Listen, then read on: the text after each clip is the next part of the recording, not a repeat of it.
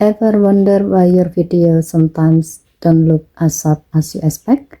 On your Galaxy S25 Ultra, there's a hidden option called high bitrate videos that can make a big difference. Here's how you find it. Open Camera app, tap the quick control icon, then tap the settings icon, scroll down the screen, tap advanced video option. First, you have to make sure that the video format is set to HEVC, so you can enable or disable high bitrate videos option.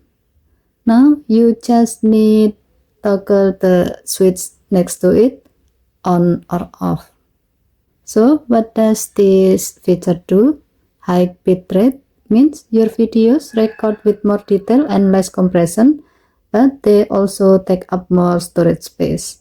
For example, if you are filming something with a lot of movement, like kid runnings or waves at the beach, turning this feature on gives you smoother, sharper video. But if you are just recording something simple and want to save storage, you can keep it off. And that's it. Now you know when to use high bitrate video to get the best result. Okay, thank you for watching. Please help to like and subscribe. Have a nice day.